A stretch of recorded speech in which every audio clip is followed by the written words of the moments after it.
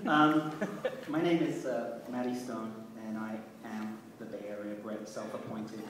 I write a blog, and when I was invited to read, which I was very grateful for, I had to go through my blogs, and because it is a holiday/kid-friendly show, I had to go through my blogs and figure out which I could do and which I couldn't do. And this one is called, this is actually a true story, and it's called Run DMC versus the Bay Area Brit. Can I get a vocal noise as who's heard of Run DMC? Whoa! Okay. Up until 5 minutes ago, who heard of the Bay Area Brit? All right. Run DMC versus the Bay Area Brit. I know you're going to find this hard to believe, but I have one or two flaws in my personality. One flaw that leaps to mind is the urge I have to try and impress people who couldn't give a damn about me. It's insecurity, I suppose, and I'm sure those who know me will testify that I have in some way wriggled and writhed to either get your attention or tried to get you to just like me. I would love to blame it on an ego that was born from living in America, but if I did, I'd be lying to you. This sort of behavior usually occurs when I'm either meeting a stranger for the first time, or meeting a friend of a friend, or maybe the partner or a parent of a friend. Hours after they've met me, I want them to think fondly of the British chap and say something like, "Oh, that Matty," and then finish the sentence with, "Was just adorable, spoke so eloquently, oozed charm, was so handsome and witty, managed to go 10 minutes without swearing in front of kids, smelled really nice, juggled those mangoes with remarkable dexterity."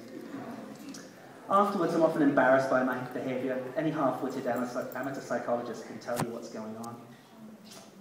A few weeks ago, I was listening to the radio, and a Run DMC song came on. Those guys are so cool, right?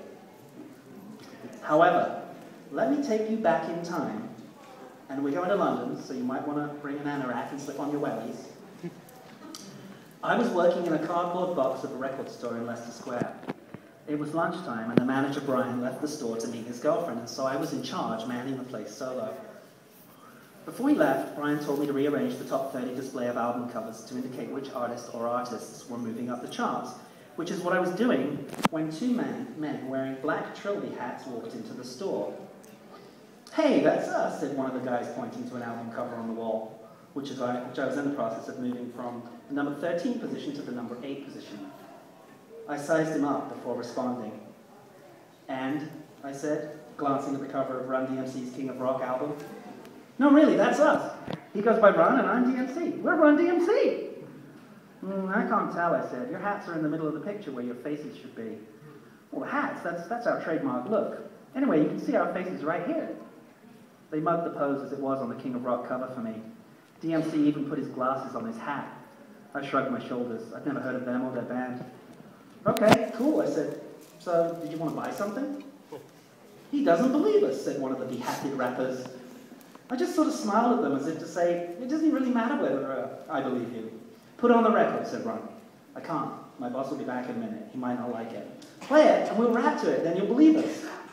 "I'm sorry, we have very strict rules about what we can and cannot play." "But the album is at number 13. "Actually, it just moved up to number 8, I smiled, but I could get fired. Ron was getting irritated with my reluctance to acknowledge them and was about to start rapping to prove they were who they claimed, but he was pulled away by his bandmate. "Oh, come on, man, let's get out of here," said DMC, putting his glasses back on his face. "Okay, kid, we gotta go. It really is us, though," said Ron. "No, I'm sure it is," I said. "I mean, I believe you. I really do. It's just that I paused and thought to myself, don't say it. I just don't, you'll regret it, care. I just don't care." Run DMC wore expressions of astonishment, probably realizing that they were dealing with a complete moron.